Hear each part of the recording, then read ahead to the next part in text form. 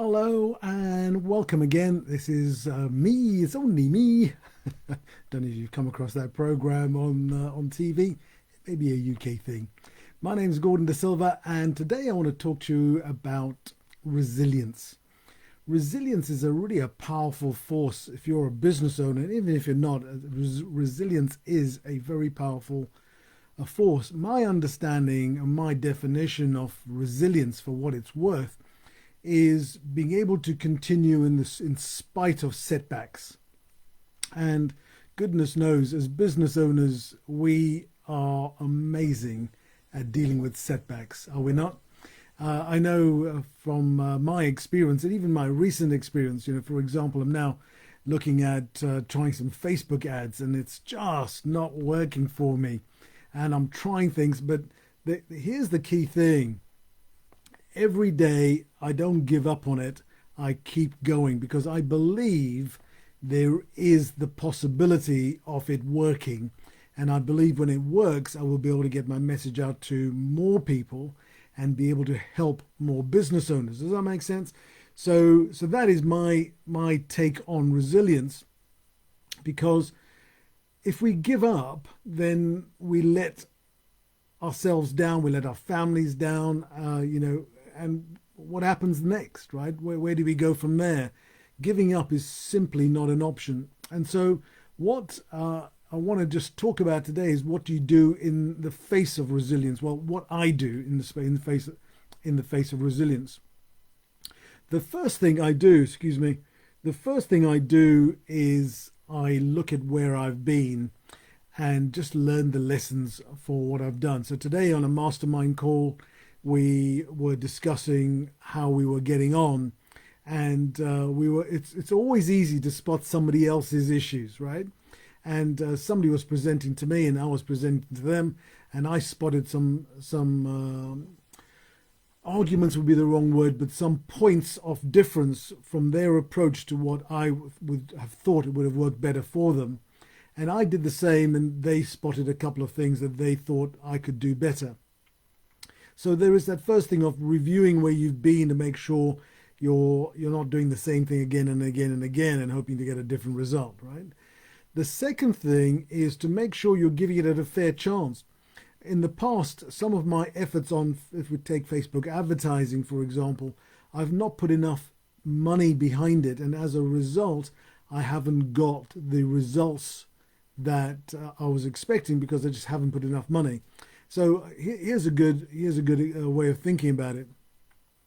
If you're looking at winning a piece of business that could be worth, $2,000, £2,000, £10,000, $10,000, whatever it is, you've got to have a realistic view of how much it's going to cost to get that client. Now, I cut my teeth on direct mail, and we used to send out letters by the thousands, maybe 5,000, 10,000 letters. And they used to cost, a reasonable amount then, let alone now, it probably costs even more.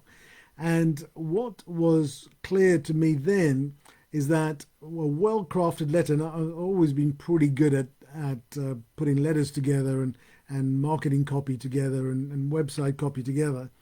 I'm not the best, and I'm always learning. I've got a copywriting coach to help me with that. I've always found that when I invest a sum of money, even if it's a poor result, I test small. Like it used to be I should test 500. Now I test, $5 or $10 per day to make sure I'm on the right track, and then I increase that. And the same with in my direct mail days. I should send 500 letters, make sure that I should get one or two return, leads from it or inquiries from that letter. Now, if out of 500 I got one or two, I knew that I was on the right track, and I would then send out the other 4,500 for argument's sake.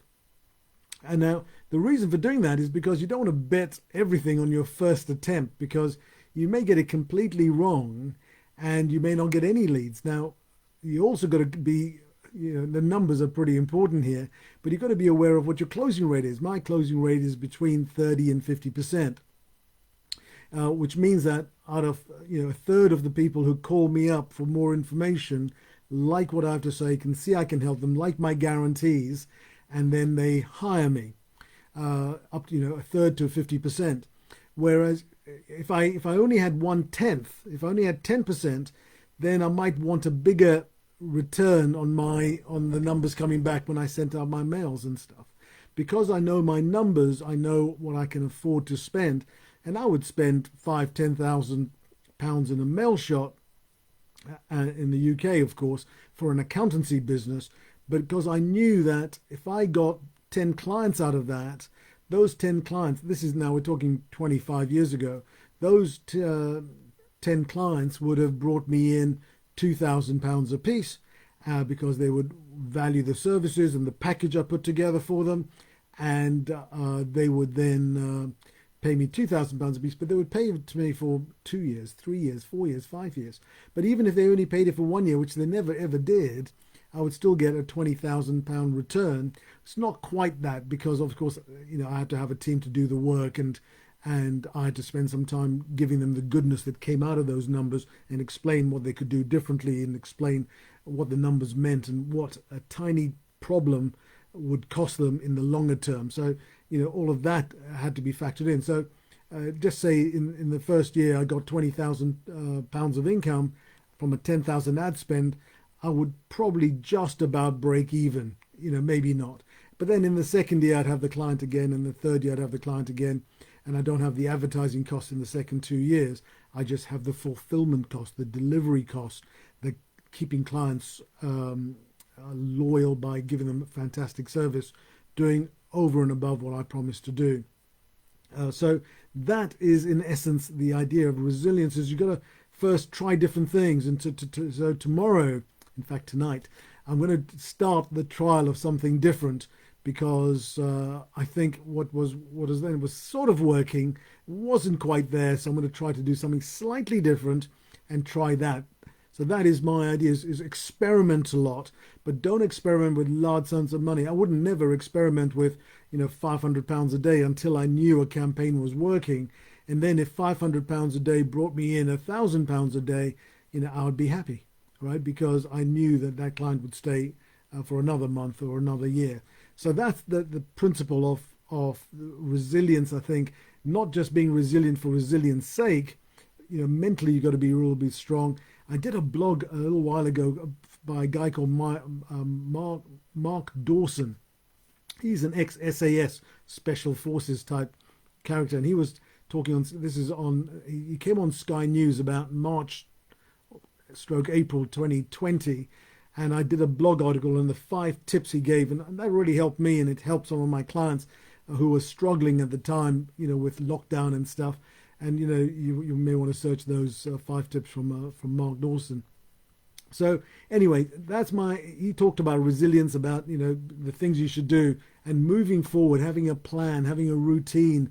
I can't remember exactly what those 5 things are at this very moment, but the routine thing was important, and doing and helping others was really important, which is what I think got me through completely unscathed, because every day I was out there helping my clients, helping the business community, keep their spirits up and hopefully get their business in a better place to survive, lockdown or all the other negative stuff that could have happened.